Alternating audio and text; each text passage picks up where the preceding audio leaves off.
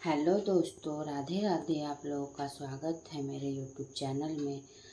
आप लोग कैसे हैं? आई होप आप लोग अच्छे।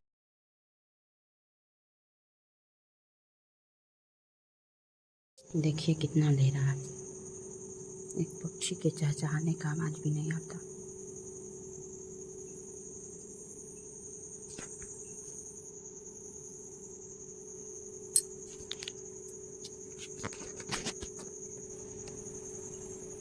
मेरा बेटा सोया हुआ है मस्त।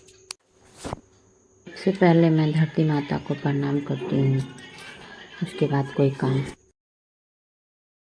कुछ लाइनें मैं बोलना चाहती हूँ यहाँ पे।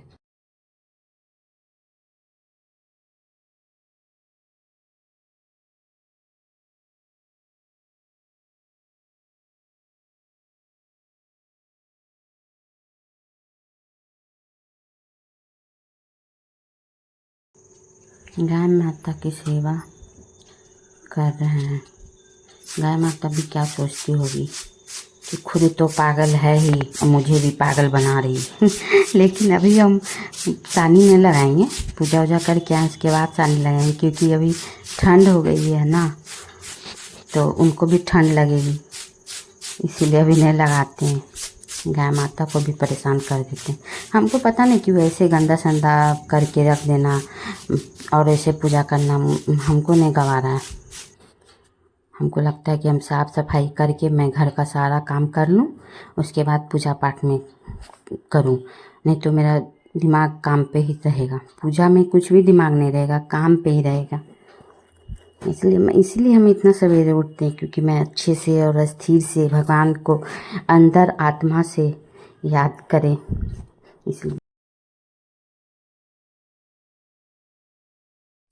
गाय माता की सेवा करने के बाद मैं पापा जी के लिए गर्म पानी करके हॉट बॉटल में रख देती हूँ, क्योंकि उनको गर्म पानी सुबह में चाहिए। मैं बाथरूम वाथरूम धोती हूँ तो मैं किचन नहीं छू सकती, इसलिए मैं करके रख देती हूँ। और वो 5 बजे उठते हैं और अपना पानी पी लेते हैं, वहीं पे गिलास रहता है। नहीं तो हमको ध्यान लगा रहेगा कि पानी नहीं दिए, इसलिए।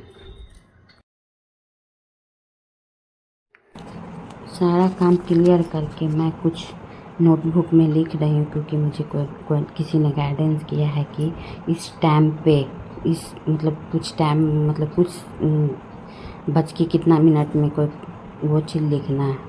तो इसलिए मैं सारा काम कर ली उधर, उसके बाद लिख रही हूँ, उसके बाद नाम जाप करूँगी। फिर जाऊँगी नहाने धोने कपड़ा।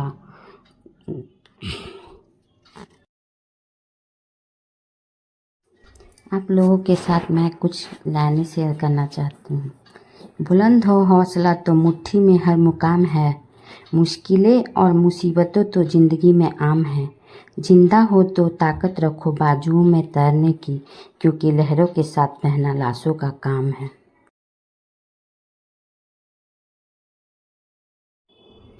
यहाँ पे मैं कपड़ा कल ही धो ली थी, उसके बाद सुखा रही हूँ, क्योंकि ऊपर जाने का मेरे पास उतना शक्ति नहीं था, ताकत नहीं था। तो मैं यहीं पे रस्सी मंगवा के टंगनी बनाई और यहीं पे सुखाई हूँ सारा कपड़ा। अभी दीपावली में थोड़ा ज़्यादा काम होता है ना सबके घरों में, इसी वजह से। नहीं तो ऐसे तो नॉर्मली सूख ही जाता है कपड़ा। ऐसे तो मेरे पास वॉशिंग मशीन भी है, लेकिन उसमें बहुत टाइम लग जाता है, इसलिए यूज़ नहीं करती। मैं सोचती हूँ उतना टाइम उसमें दें, इससे अच्छा हाथ से ही धो लो, और संतुष्टि भी नहीं होती है।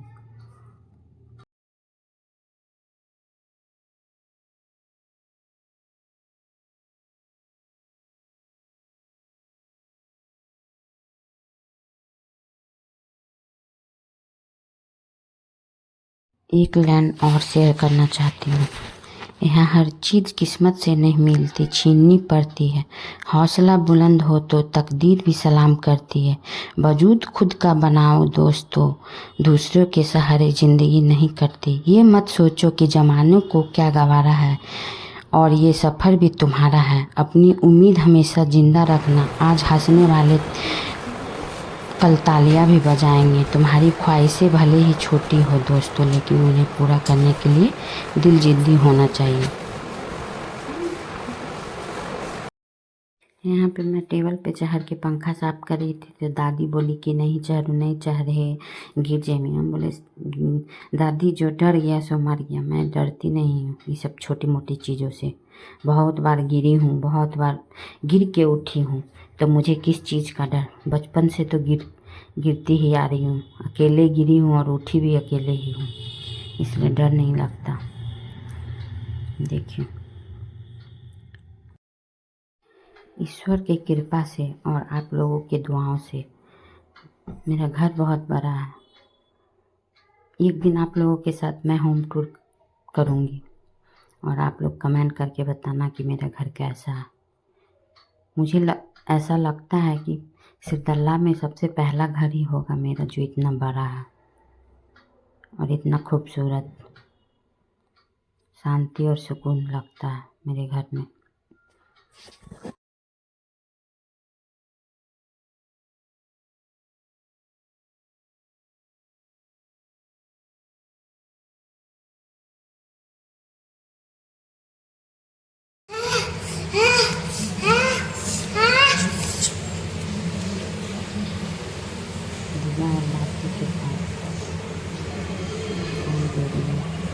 घर में बहुत जगह दिया जलाती हूँ कार्तिक में।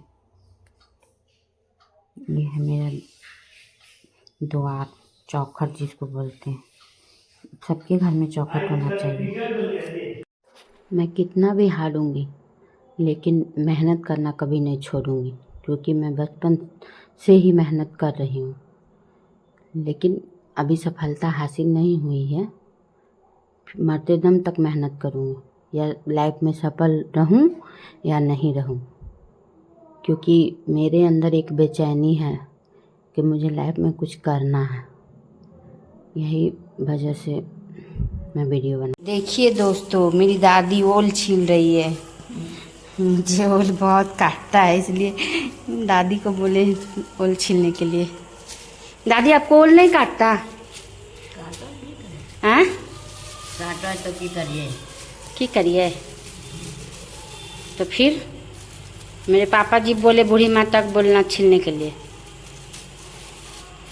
कुछ बोलिए दादी, पहले ज़माना में क्या होता था? हाँ